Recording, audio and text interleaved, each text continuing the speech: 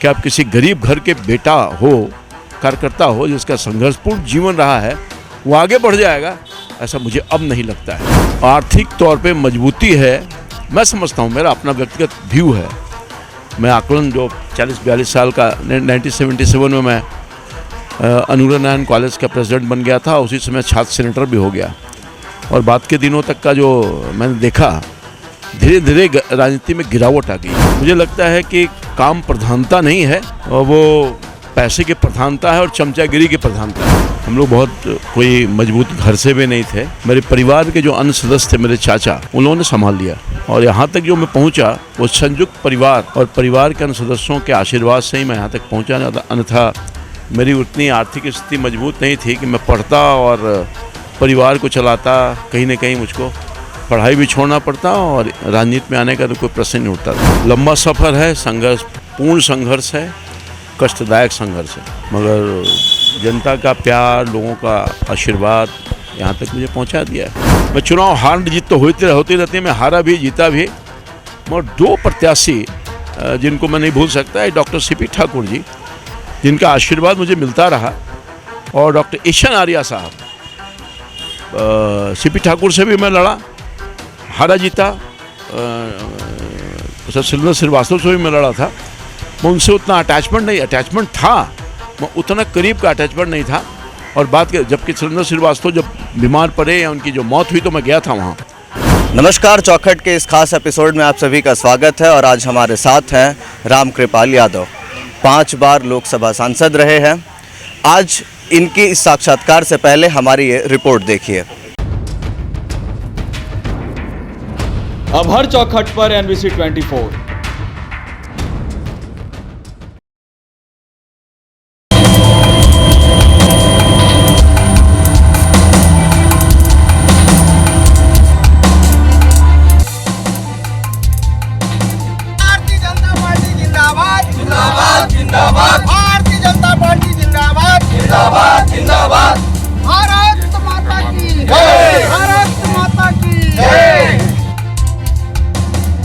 केंद्र में ग्रामीण विकास मंत्री रहे रामकृपाल यादव ने बतौर छात्र नेता अपने राजनीतिक करियर की शुरुआत की। जब रामकृपाल यादव इंटर में थे तभी उनके पिताजी का निधन हो गया और उसके बाद उनके चाचा ने पूरे परिवार को संभाला। रामकृपाल यादव AN कॉलेज के विद्यार्थी थे और दोस्तों के कहने पर छात्र नेता का चुनाव लड़ जीत गए। 1975 में इमरजेंसी के बाद छात्रों को बढ़ावा दिया गया और उसके बाद रामकृपाल यादव मगध विश्वविद्यालय का चुनाव भी लड़कर जीत गए। लॉ के दौरान म्युनिसिपल कॉरपोरेशन का चुनाव लड़े और 1985 से 1986 तक पटना नगर निगम में बतौर डिप्टी मेयर रहे। फिर उसके बाद RJD की तरफ से बिहार विधान परिषद के सदस्य बने और उसके 1 साल बाद ही पटना लोकसभा क्षेत्र से 1993 में सांसद बन गए। दूसरी बार फिर 1996 में लोकसभा का चुनाव जीते और फिर 2000 में तीसरी बार लोकसभा का चुनाव जीतकर अपना लोहा मनवा दिया।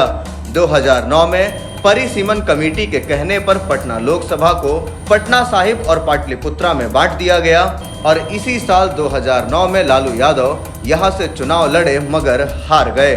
2010 में रामकृपाल यादव को राज्यसभा भेज दिया गया और इसके बाद 2014 के लोकसभा चुनाव में रामकृपाल यादव ने पाटलिपुत्रा सीट न मिलने पर RJD का दामन छोड़ भाजपा का दामन थाम लिया। भारतीय जनता पार्टी जिंदाबाद जिंदाबाद जिंदाबाद, भारतीय जनता पार्टी जिंदाबाद जिंदाबाद जिंदाबाद, भारत माता की जय, भारत माता की जय। और 39,321 वोटों से लालू यादव की बड़ी बेटी मीसा भारती को हरा दिया और इसका पूरा श्रेय मोदी लहर और लालू यादव के परिवारवाद की राजनीति को दिया। फिर उसके बाद मोदी कैबिनेट में तकरीबन 2 साल तक बतौर केंद्रीय राज्य मंत्री पेयजल और स्वच्छता मंत्रालय भारत सरकार में सेवा दी। फिर उसके बाद 9 नवंबर 2014 को वे ग्रामीण विकास मंत्रालय भारत सरकार में केंद्रीय राज्य मंत्री बने। वर्तमान में रामकृपाल यादव पाटलिपुत्रा लोकसभा से सांसद हैं और पिछले 28 साल से गांधी मैदान में जनता दरबार लगा लोगों की समस्या सुन रहे हैं। रामकृपाल यादव कहते हैं कि उनका न कोई कारोबार है और न ही वो अक्सर विदेश छुट्टियां मनाने जाते हैं। आज चौखट के इस खास एपिसोड में हमारे साथ हैं रामकृपाल यादव।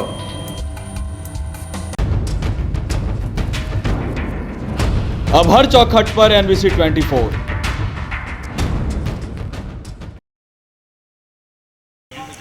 तो रामकृपाल सर, आपसे हमारा पहला सवाल होगा कि सबसे पहले आप छात्र से छात्र राजनीति, फिर उसके बाद मुख्य धारा की राजनीति में गए। आपका सफ़र कैसा रहा? लंबा सफ़र है, संघर्ष, पूर्ण संघर्ष है, कष्टदायक संघर्ष है, मगर जनता का प्यार, लोगों का आशीर्वाद यहाँ तक मुझे पहुँचा दिया है। ISC में जब आप थे तभी आपके पिताजी के निधन हो गए। उसके बाद आपके परिवार को किसने संभाला, किस तरीके से? देखिए, मेरे पिताजी डेथ कर गए बहुत पहले और पूरा परिवार डिपेंडेंट था उन्हीं के ऊपर। जॉइंट फैमिली थे और लंबा चौड़ा परिवार था, मगर उनके नहीं रहने के बाद हम लोग बहुत कोई मजबूत घर से भी नहीं थे। मेरे परिवार के जो अन्य सदस्य थे, मेरे चाचा, उन्होंने संभाल लिया और यहाँ तक जो मैं पहुँचा वो संयुक्त परिवार और परिवार के अन्य सदस्यों के आशीर्वाद से ही मैं यहाँ तक पहुँचा। अन्यथा मेरी उतनी आर्थिक स्थिति मजबूत नहीं थी कि मैं पढ़ता और परिवार को चलाता। कहीं ना कहीं मुझको पढ़ाई भी छोड़ना पड़ता और राजनीति में आने का तो कोई प्रश्न नहीं उठता था। तो संयुक्त परिवार का जो मजबूती था मेरे साथ खड़ा रहा और आज भी हम लोग संयुक्त परिवार में ही हैं। आज भी संयुक्त परिवार? बिल्कुल। उतनी अच्छी बैकग्राउंड आपकी थी नहीं, कृषि परिवार से आते हैं, तो आखिरकार राजनीति में अक्सर देखा जाता है अमीर लोग ही आया करते हैं, तो कहाँ से प्रेरणा मिली? नहीं, एक्चुअली ऐसा है कि अब की राजनीति और पहले की राजनीति में बहुत फ़र्क हो गया। पहले साधारण परिवार के लोग जिनका बैकग्राउंड आप देख रहे हैं, जिनका बहुत ऐसे लोग हैं जो सोशलिस्ट बैकग्राउंड के, बिहार के संदर्भ में बता रहा हूँ, सब साधारण परिवार से ही लोग थे। संघर्ष से अपनी पहचान बनाई और मौका दिया, जनता ने मौका दिया, उस समय की पार्टियों ने मौका दिया और लोग यहाँ अपने स्थान पर पहुँच गए। उसी में से एक मैं हूँ। मगर अब की राजनीति में परिवर्तन हुआ है। अब तो बिल्कुल जिसके पास आर्थिक तौर पे मजबूती है, मैं समझता हूँ, मेरा अपना व्यक्तिगत व्यू है, मैं आकलन जो 40-42 साल का 1977 में मैं अनुग्रह नारायण कॉलेज का प्रेसिडेंट बन गया था। उसी समय छात्र सेनेटर भी हो गया और बाद के दिनों तक का जो मैंने देखा, धीरे धीरे राजनीति में गिरावट आ गई है और मुझे लगता है कि काम प्रधानता नहीं है, वो पैसे की प्रधानता है और चमचागिरी की प्रधानता है। काम के आधार पर कोई राज समझ जाता है कि हम आगे बढ़ जाएंगे, तो कम पॉलिटिकल पार्टी में ऐसे लोग की पूछ होती है। तो मैं समझता हूँ, मेरा अपना व्यक्तिगत, ये सब व्यू मेरा अपना है जो मैंने एहसास किया है। इसलिए वो ज़माना चला गया कि आप किसी गरीब घर के बेटा हो, कार्यकर्ता हो, जिसका संघर्षपूर्ण जीवन रहा है, वो आगे बढ़ जाएगा, ऐसा मुझे अब नहीं लगता है। बड़ी गिरावट आई है राजनीति में और अब कई तरह का गिरावट है जिसकी चर्चा मैं नहीं करना चाहता। AN कॉलेज के छात्र रहे, फिर उसके बाद AN कॉलेज में छात्र नेता बने, फिर मगध यूनिवर्सिटी में चुनाव जीते। तो किसने कहा था आपको चुनाव लड़ने को? मैंने सुना आपके मित्र वगैरह। हाँ, सही बात, सच्चाई है, मित्रों ने ही कहा। देखिए, मैं यहाँ तक जो पहुँचा हूँ, हमारे जो उस समय के मित्र और हमारा गांव, मोहल्ला, टोला, समाज, सबका क्या बोलता है कि योगदान है और निकल गए हम लोग, यहाँ तक पहुँच गए। पटना जो लोकसभा कॉन्स्टिट्यूएंसी था वो 2 भाग में आगे चल करके विभाजित हुआ, तो आपका ही कॉन्सेप्ट था, परिसीमन कमेटी को आप ही ने कहा था, सुझाव दिया था? नहीं, वो प्रपोजल आया, चूँकि परिसीमन कमेटी में मैं था मेंबर ज़रूर, मेरा प्रपोजल नहीं था। ऑलरेडी प्रस्ताव चुनाव के उस समय का जो परिसीमन कमेटी बना था, वहाँ प्रस्ताव था, इसके आकार अलग अलग थे। पहले जो प्रस्तावित था वो अलग अलग थे, उसमें लोगों का सुझाव आया है, होता भी है, पब्लिक का कॉन्टैक्ट, डिफरेंट पॉलिटिकल पार्टियों का कॉन्टैक्ट, तब ये स्वरूप बना। एक पाटलिपुत्रा बना और पटना साहिब बना। मगर ये सच्चाई है कि पाटलिपुत्रा का जो नाम था मैंने प्रस्ताव रखा था और पटना साहिब का भी नाम मैंने ही प्रस्ताव रखा था उस समय उस कमेटी के समक्ष, और उस समय सर्वसम्मति से ये दोनों प्रस्ताव मेरा स्वीकार कर लिया गया। तो आज पाटलिपुत्रा और पटना साहिब है, इस पर मेरा ही योगदान है, मैं मानता हूँ। बहुत सारे कमेटियों के सदस्य रहे हैं, चाहे लोक लेखा कमेटी हो या वगैरह वगैरह, तो आपको लगता है कि ये कमेटियाँ अपने कार्य करने में कारगर हैं? नहीं, बिल्कुल बिल्कुल।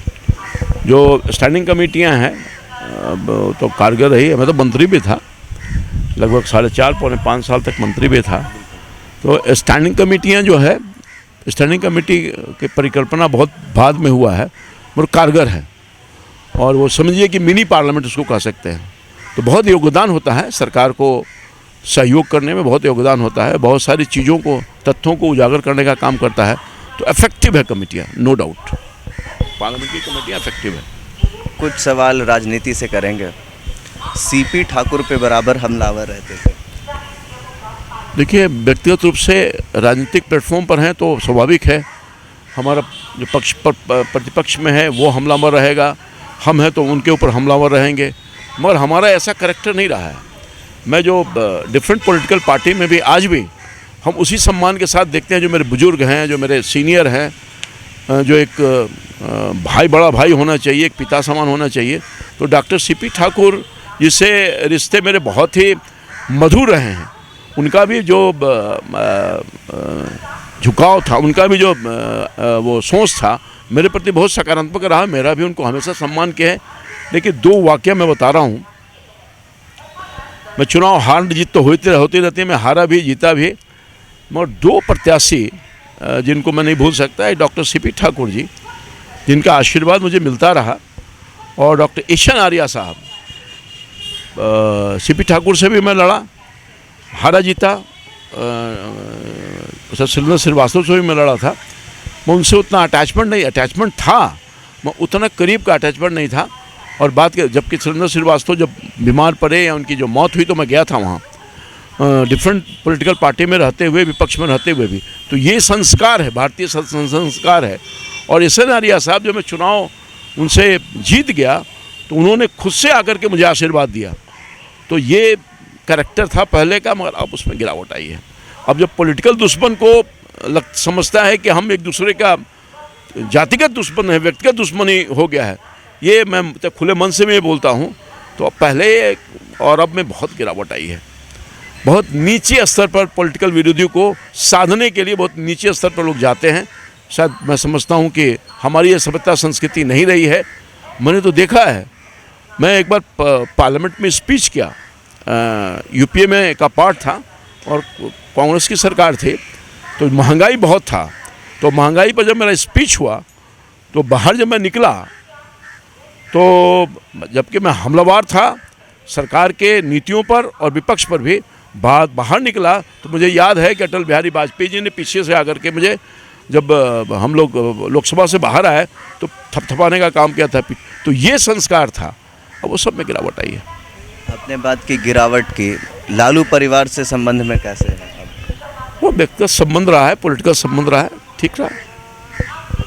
2014 में आपने आरजेडी को छोड़ करके भाजपा का दामन थामा। आरजेडी आप पे आरोप लगाती है कि जहां से शुरू किया उसी के खिलाफ चेहरा चमका दिया। अब देखिए, मैं राष्ट्रीय जनता दल को जो मैंने ताकत दी, राष्ट्रीय जनता दल को जो मैंने ताकत दी कार्यकर्ता के रूप में, वेल नोन है, पूरा बिहार जानता है। और मैं समझता हूँ कि गिरावट आई राष्ट्रीय जनता दल के सोच में। पहले सामाजिक न्याय की पार्टी थी, सोशल जस्टिस, और वो बाद में चल के पारिवारिक न्याय की पार्टी हो गई। टिल टुडे, आज भी जहाँ सम्मान न मिलता हो, जहाँ गालियाँ पड़ती हो, उस पार्टी में कैसे रह सकता है आदमी? पद के लिए सब कुछ नहीं था।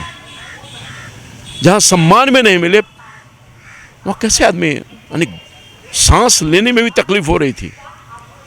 और मजबूरी में मुझे एक कदम उठाने के लिए बाध्य होना पड़ा, उन लोगों ने बाध्य किया।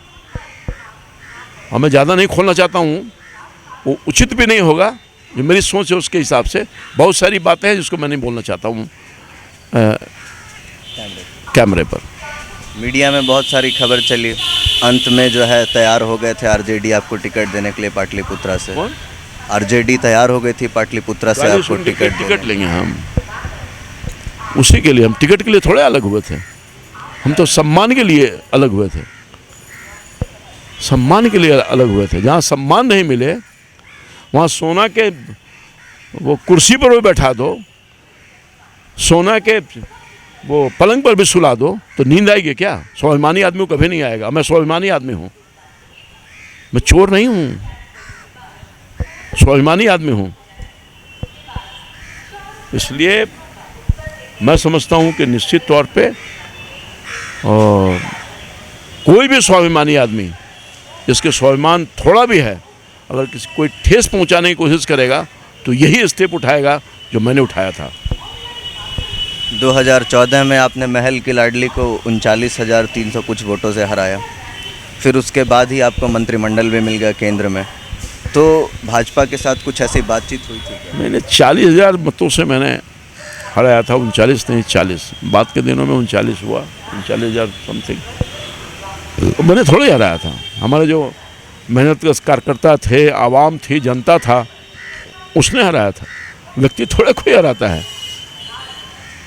मोदी जी की नीति, भारतीय जनता पार्टी की नीति, लोगों का समर्थन, हमारे कार्यकर्ताओं का खून पसीना एक करना, उसने ही हराया था।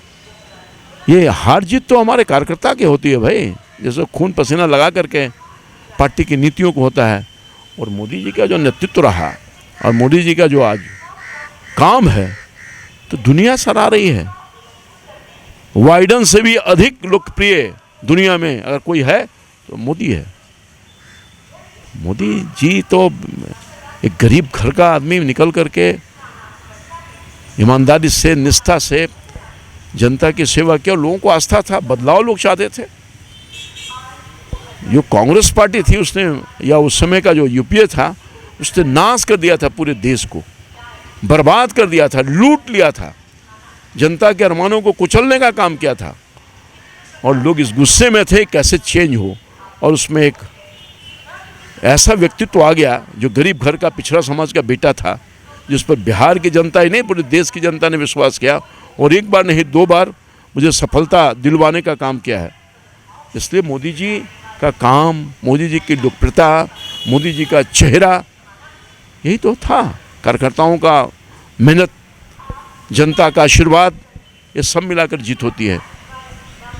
तो जीत जनता की होती है, पार्टी की होती है, नेतृत्व का होता है। मंत्रिमंडल मिलने के पीछे क्या वजह रहे थे? हाँ, मुझे नहीं मालूम, मैं तो किसी से जान पहचान में नहीं था। हमारा उतना कोई जान पहचान भी नहीं था भारतीय जनता पार्टी में, न कोई लॉबी था, न कुछ था, न कुछ था। माननीय प्रधानमंत्री जी ने अचानक फ़ोन किया हमको, रामकृपाल जी आप कहाँ हैं? मैं केरल में कमेटी में था, मुझे क्या मालूम, मैं तो कभी सोच भी नहीं सकता था। जहाँ सोचा था वहाँ नहीं मिला, पर जहाँ नहीं सोचा था वहाँ मिल गया। यही तो परिवर्तन है। पीएम साहब ने खुद मुझे फ़ोन किया और मुझे अपने कैबिनेट में एक सेवा करने का मौका दिया और ग्रामीण विकास मंत्रालय मिला। अच्छा, महत्वपूर्ण, तो उन्हीं के आशीर्वाद से मैं बना था, मेरा कोई लॉबी नहीं था। 10 फरवरी 2023 को संसद में आपने सहारा इंडिया के जो पैसे लोगों के पास थे उसकी आवाज़ उठाई थी। भाजपा ने पैसे लौटाने शुरू कर दिए हैं, चुनाव सर पे है, क्या ये कोई वोट के लिए है? नहीं, कोई वोट के लिए नहीं है।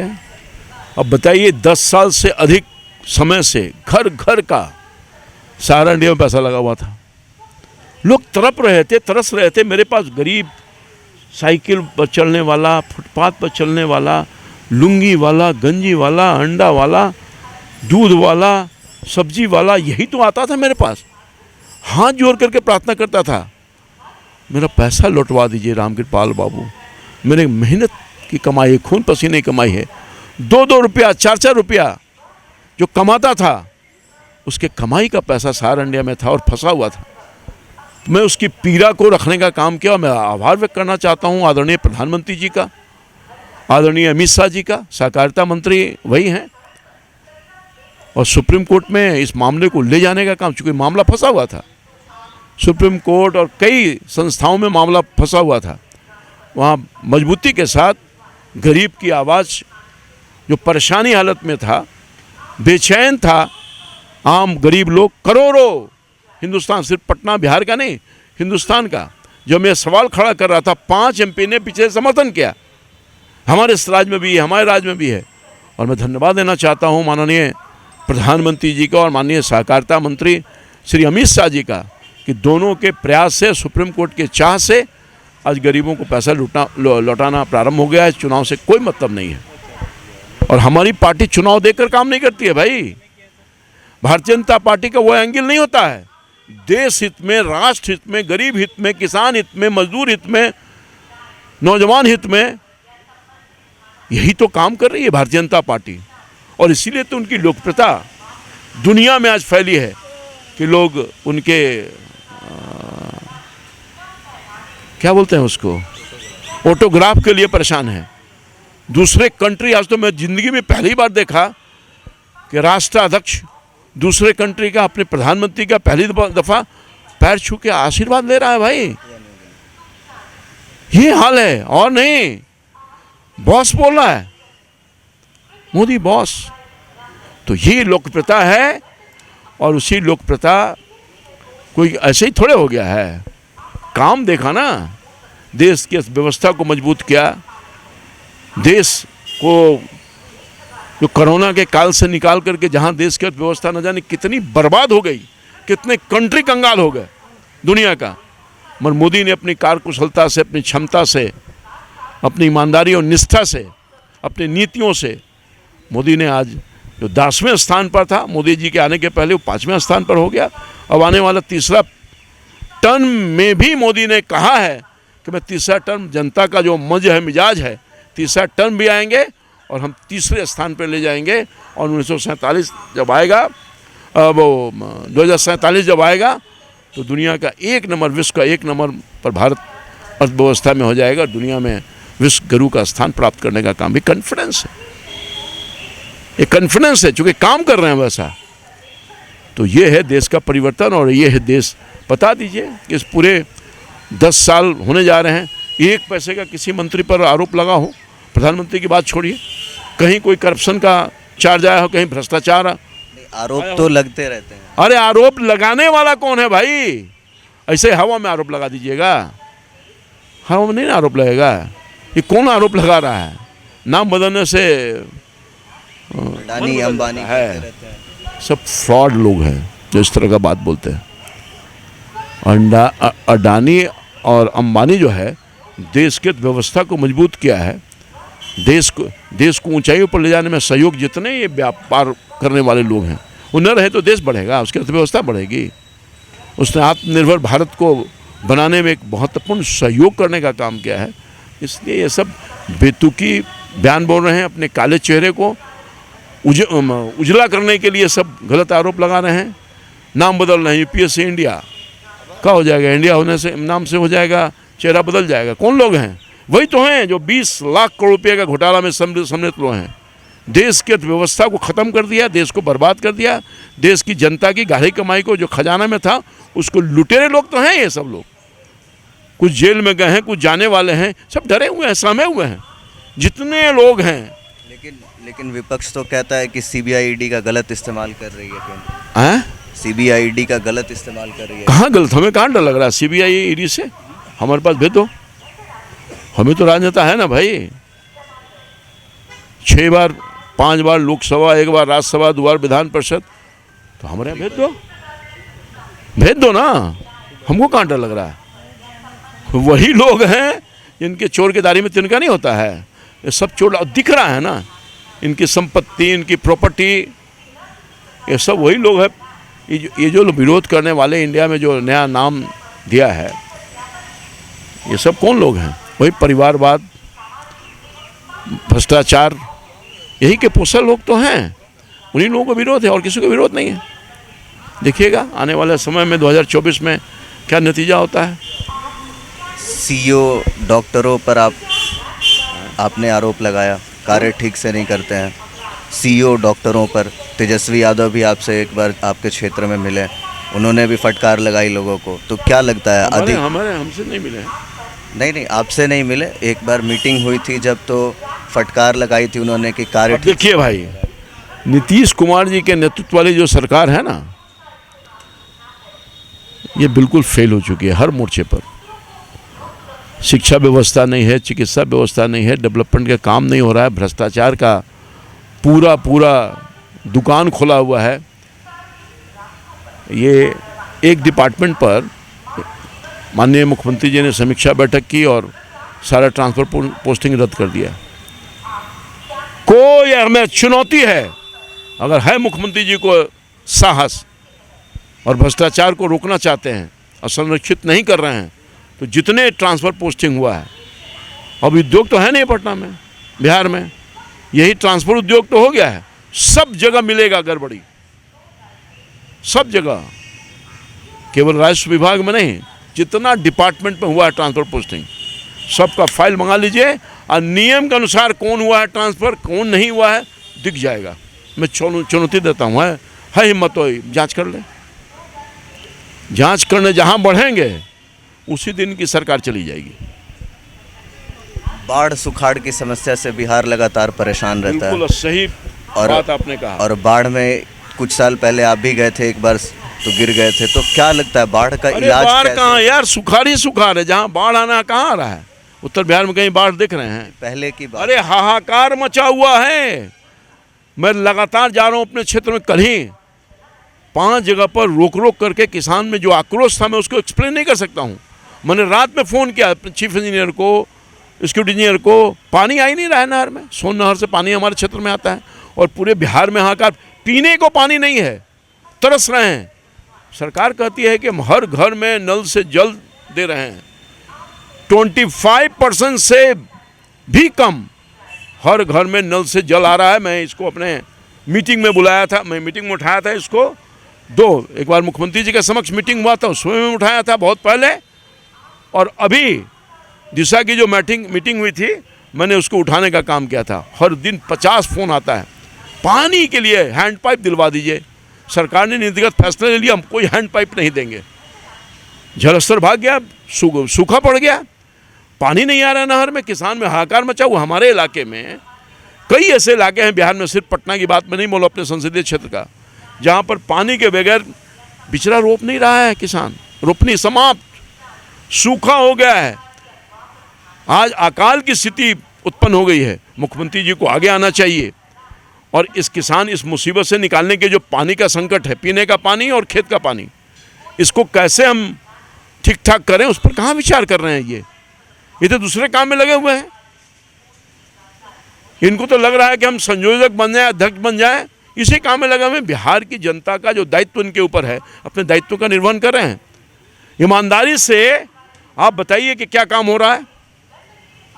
यही तो हो रहा है। उद्योग, ट्रांसफर पोस्टिंग, भ्रष्टाचार, हत्या, लूट, अपहरण, कई ऐसे जिले हैं जो जल रहा है। अभी देखिए कटिहार में किस तरह से गोली चला दिया। अरे बिजली मांगे जाएगा तो आप गोली चला दोगे, मार दोगे। वो कह रहे हैं, पापोती कर रहा है, बोला है कि कोई तीसरा आदमी मार दिया गोली। क्यों अपने चेहरे को, काले चेहरे को छुपा रहे हैं? ये जो इनके जो सहयोगी दल हैं, कौन है, माले वाले, CPIM वगैरह, सब नाटकबाजी कर रहा है। ये सबको दम है ना? प्रशासन पर दोष। अरे आओ खुल करके, क्यों उसके साथ में बैठे हुए हो जो न्याय नहीं कर रहा है? अब हम लोग गए यहाँ न्याय की गुहार लगाने के लिए। जनता के जो शिक्षकों का मामला था, नौकरी का वादा आपने किया था, और दूसरा मामला भ्रष्टाचार का मामला, इन लेकर जाते हैं तो मार करके हमारे कार्यकर्ता को, विजय सिंह को मार दिया जान। हमारे MLMP को नहीं छोड़ा, कहा जाने कितने लोगों की सर फट गई, माँ बहनों को भी छोड़ने का काम नहीं किया। ये निर्दयी सरकार है, अत्याचारी सरकार है। क्या कहा जाए, लोकतंत्र के खत्म करने वाली सरकार है। अंग्रेजों के वक्त में भी, यानी जो देश के आज़ादी के आंदोलन में जो सेनानी लड़ रहे थे, उसको भी पिटाई नहीं हुआ होगा जितनी पिटाई ये सरकार कर रही है। कहाँ से बचने वाला है? हर जगह अराजकता की स्थिति है। आज भी मर्डर हो गया पटना में। हमारे कार्यकर्ता है दीपक कुशवाहा, उसके भाई को मार के लटका दिया। वो गोली चल रही है, कल भी मर गया एक आदमी भीटा में। कोई ऐसा दिन है जब पटना में 5-7 मर्डर नहीं हो रहा हो। लोगों की इज्जत लूटी जा रही है। खुलेआम बेगूसराय में नंगा घुमा दिया, और ये लोग जा रहे हैं वहाँ मणिपुर। अरे राजस्थान में देखो, बंगाल में देखो, है हिम्मत नेता प्रतिपक्ष जो जा रहे हैं। अब बंगाल में जाओ ना, ये जो अधीर रंजन चौधरी नेतृत्व में गया 20 गो सांसद का, क्यों नहीं जा रहे हो राजस्थान में? दलितों को मारा जा रहा है, दलितों को रेप किया जा रहा है खुलेआम छत्तीसगढ़ में। बंगाल में तो डेमोक्रेसी है ही नहीं है, 58 लोगों की जान चली गई भाई। खुलेआम नंगा नृत्य आदिवासी महिलाओं को घुमा दिया गया। वो इश्यू नहीं है, विमर्श नहीं करना चाहते हैं ये लोग। पार्लियामेंट को बिल्कुल बंद कर दिया है, चूँकि इनकी कल ही खुल जाएगी ना, बहस होगा, इनका कल ही खुल जाएगी। रामकृपाल जी, अपने दायित्व का देखिए, जनता का देखिए कितना, अब पूरे देश का जो एमपी है चाह रहा है, इवन विपक्ष में बैठा हुआ आकर गाली दे रहा है हम लोग के सामने कि सब पागल हो गया है, क्षुद्र राजनीति कर रहा है, गिरावट आ गई है। वो कहता है कि हम लोग इशू उठाएंगे। अरे लोकसभा तो होता है बात करने के लिए, विमर्श करने के लिए, चर्चा करने के लिए, तभी तो सरकार का ध्यान आकृष्ट होगा। अब हम लोग वंचित हो रहे हैं, सारा सांसद वंचित हो रहा है। तो ये सब जो है बिल्कुल घटिया राजनीति कर रहा है। सत्ता के भूखी, सत्ता इन लोगों से हट गया ना, आने वाला भी नहीं है। तो ये सब बेचैन भारत बना हुआ है। कांग्रेस उसमें प्रमुख भूमिका अदा कर रही है। कांग्रेस ने देश को 60 वर्ष में न जाने के रसातल में भेज दिया, बर्बाद कर दिया, और ये फिर बर्बाद करने वाले लोग आ रहे हैं। मोहब्बत की राजनीति कर रहे हैं, राजनीति कर रहे हैं, ये नफरत की राजनीति कर रहे हैं, ये गिरावट की राजनीति कर रहे हैं, ये भ्रष्टाचार की राजनीति कर रहे हैं, ये देश को बर्बाद करने की राजनीति कर रहे हैं। ये क्या करेंगे मोहब्बत की राजनीति?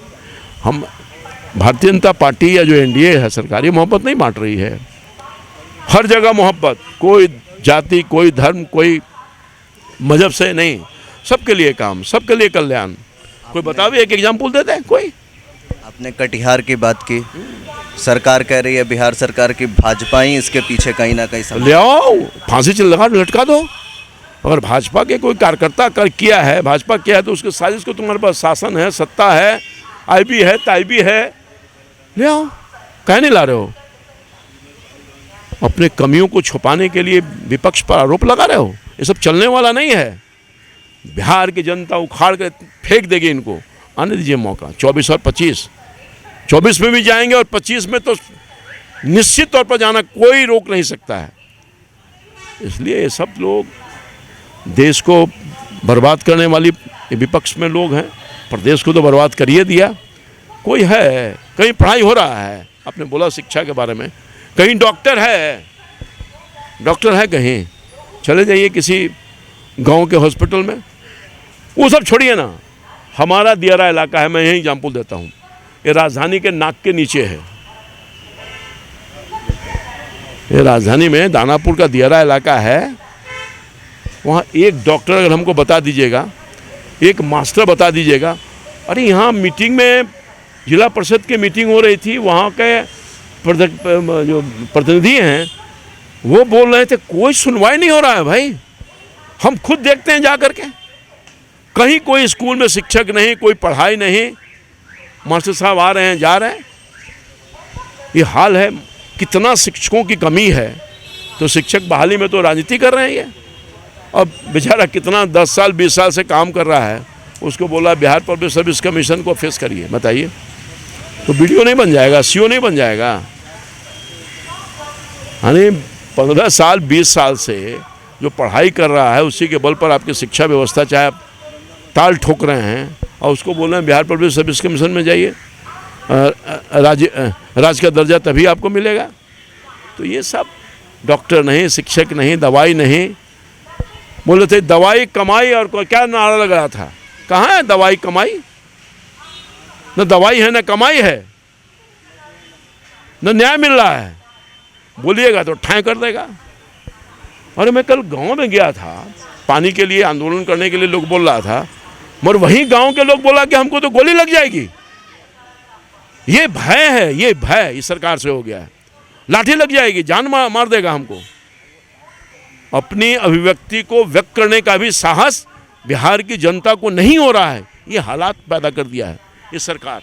रामकृपाल जी, संसद का जो आवास है आपका दिल्ली में, मैंने देखा है बार बार आप फेसबुक पे पोस्ट भी डालते हैं, आपके बेटे हैं अभिमन्यु जी वो भी डालते रहते हैं, लोगों के लिए वो आवाज़ का इस्तेमाल हो रहा है। आपके टीम अभिमन्यु जो है आपके बेटे का वो लगा हुआ है, तो क्या लगता है मुख्य धारा की राजनीति में वो कब? उस समाज से भी है, वक्त आएगा तो आएगा, अभी कहाँ, तो हम ही हैं सक्रिय, हम अभी थके थोड़े हैं। हमारी पार्टी में बाप बेटा थोड़ी चलता है, पारिवारिक पार्टी थोड़े है भारतीय जनता पार्टी। हम हूँ, हमारा बेटो, हमारा पोतो, हमारी पत्नी, हमारी बेटी, ये सब थोड़ी चलता है भारतीय जनता पार्टी में, चलता नहीं है। वो अपना समाज कर का सेवा कर रहा है, इंडिपेंडेंट प्लेटफॉर्म पर सबको लेके चल रहा है। मौका समय आएगा तो देखा जाएगा, अभी तो समय है नहीं, तभी तो मैं ही हूँ। मैंने आपकी एक वीडियो देखी, एयरपोर्ट पे गए थे रिसीव करने किसी आप अपने परिवार के सदस्य को, एग्जिट गेट से घुस रहे थे तो एयरपोर्ट की अथॉरिटी ने रोक दिया। हाँ, मैं मंत्री था उस समय, परिवार के लोगों को नहीं, एक मिनिस्टर आ रहे थे यहाँ दिल्ली से मेरे ही रिक्वेस्ट पर, श्रम विभाग के मंत्री थे उस समय, अभी गवर्नर साहब के रूप में हैं। तो मैंने गलत काम किया था, मैं उसको स्वीकारा। तो मैं जल्दी में, चूँकि वो आ चुके थे लेट, हम थोड़ा लेट से पहुँचे थे, तो मैं उनको बुलाया था और हमको पहले से जाना चाहिए था, तो मैं उसी लगा कि मैं तुरंत पहुँच जाऊँगा, पुलिस ने रोक दिया, मैं आ गया, रुक गया। कानून तो सबके लिए है ना, चाहे आप MP हो MLA हो, मगर आजकल तो कानून से ऊपर लोग मानने लगते हैं। कुछ लोग हैं नहीं देखते हैं बिहार में, 5 गो इधर 5 गो उधर, हमारा कहाँ का 5 गो है 5 गो हैं? ये सब अपना वो क्या बोलते हैं उसको, भाव बढ़ाने के लिए अपना सब अपना हाई फाई फोकस करता है। उसने रोका, पुलिस थी, रुक दिया, मैं रुक गया। हाँ, मैंने एहसास किया कि मैं गलत काम कर रहा हूँ। एंट्री गेट से मैं गया, एग्जिट गेट से मैं घुस रहा था, तो एंट्री गेट से गया, मैंने एहसास किया कि मैंने गलत काम किया।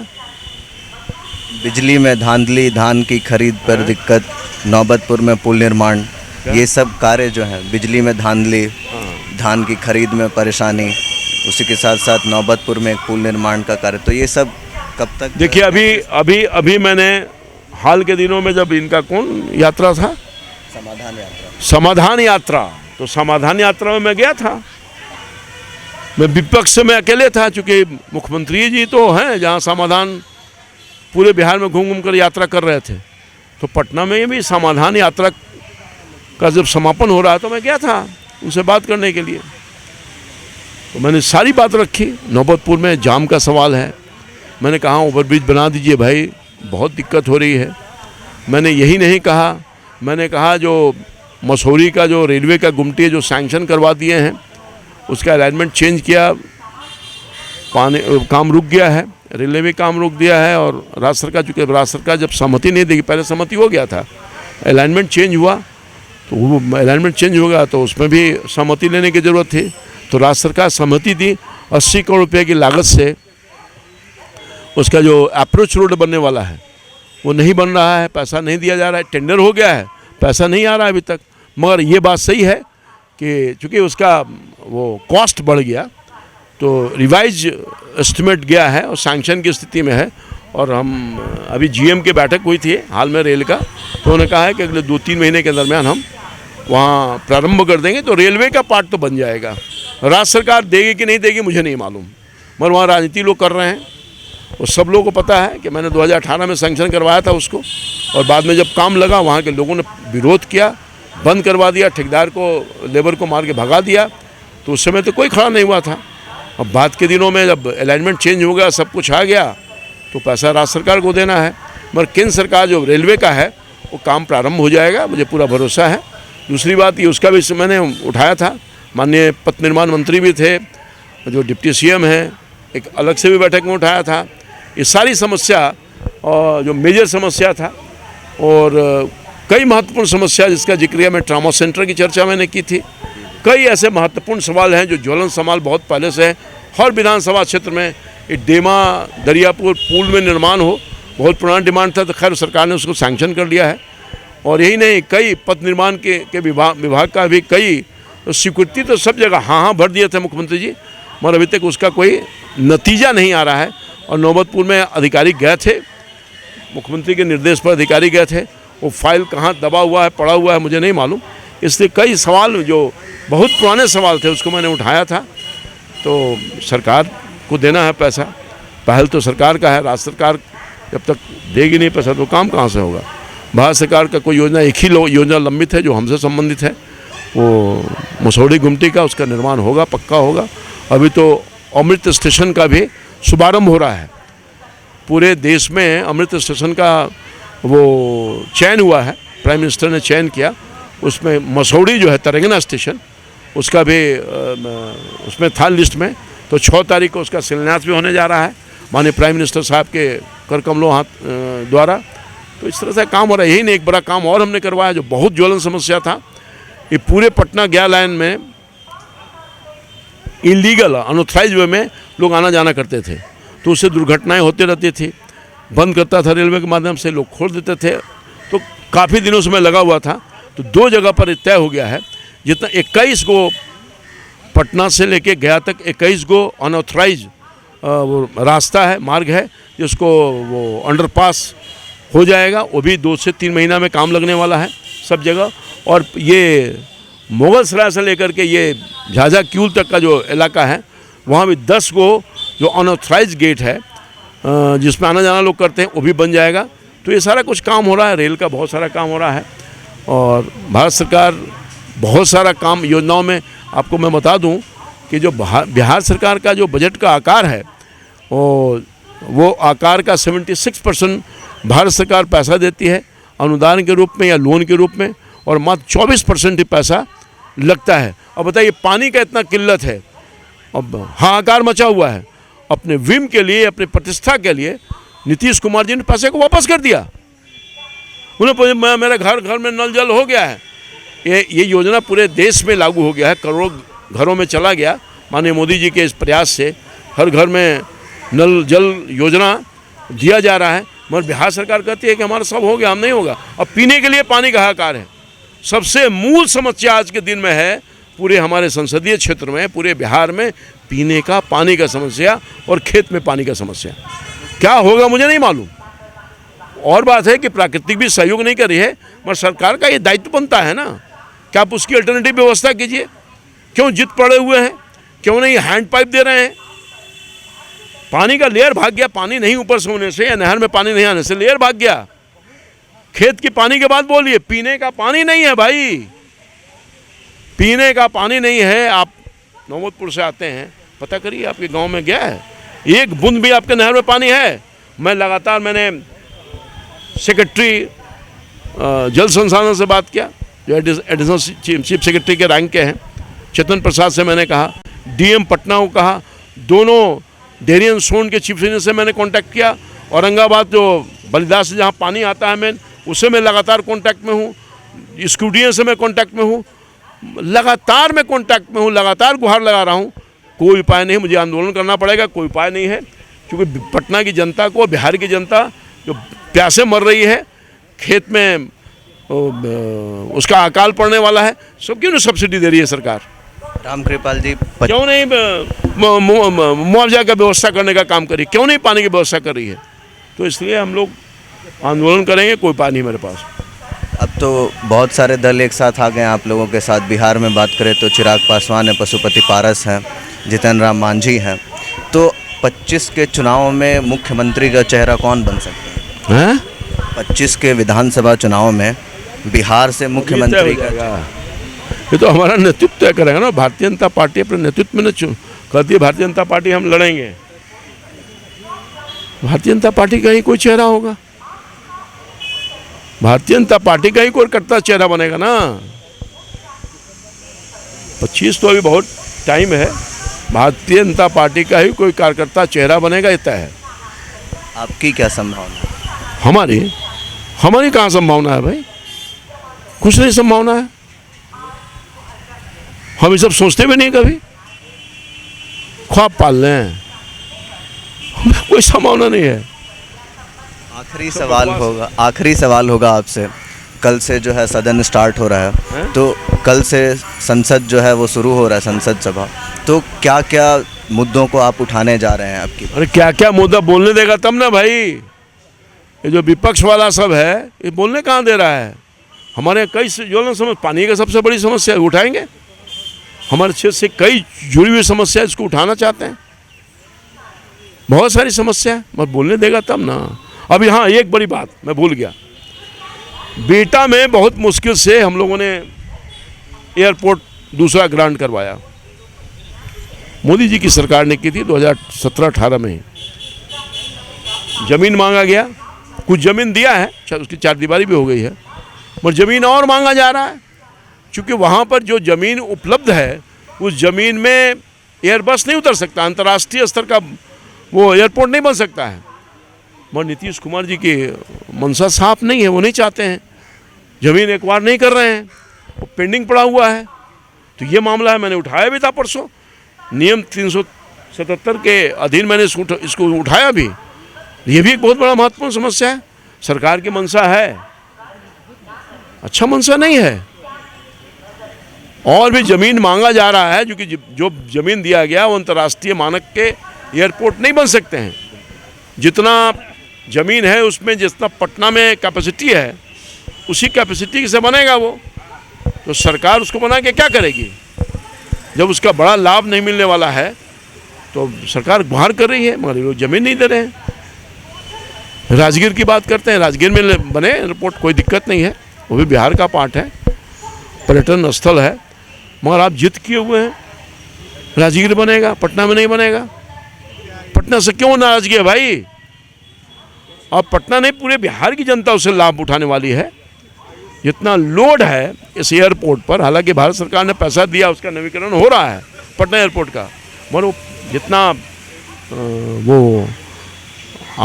आना जाना है लोगों का, संख्या बढ़ गया है, लाखों लाख की संख्या में, उस एयरपोर्ट से काम नहीं चल रहा है। लोग असहज हो रहे हैं, लैंडिंग करने में असहज होता है। जीवन और एक बार घटना हो भी चुका है, एयर इंडिया का दुर्घटना हुआ, कई लोग मर भी गए थे। हमेशा डर रहते हैं, जो हमारा वो पायलट होता है वो डर रहता है। कई बार हम लोगों से ऑफ द रिकॉर्ड बोला। तो सरकार इन सब चीज़ों को देखते हुए, भारत की सरकार ने, मोदी जी की सरकार ने वहाँ एक नया एयरपोर्ट दे दिया बेटा में। वो उस पर भी असहयोग आंदोलन कर रहे हैं। पटना से नफरत है उनको, पटना के लोगों से नफरत है। और उसे लिंक रोड सब बनने के लिए सब हो गया, काम भी लग गया है। वहाँ जाने में लोगों का सहजता के साथ एलिवेटेड रोड, सिरपुर से रोड, कई जगह से वो लिंक किया जा रहा है एयरपोर्ट को। मगर वो हमको नहीं लगता है कि ये नीतीश कुमार जी इसको बनने देंगे। बहुत बहुत धन्यवाद। हमारे साथ थे रामकृपाल यादव, पूर्व में सरकार में, केंद्र में राज्य मंत्री थे, ग्रामीण विकास मंत्रालय के, 5 बार सांसद रहे। आपने सुना किस तरीके से प्रारंभिक जीवन से आज तक के राजनीतिक परिप्रेक्ष्य की उन्होंने जिस तरीके से वर्णन किया, वो आप सुन रहे थे। बाकी तमाम खबरों के लिए NBC 24 पर बने रहें। धन्यवाद।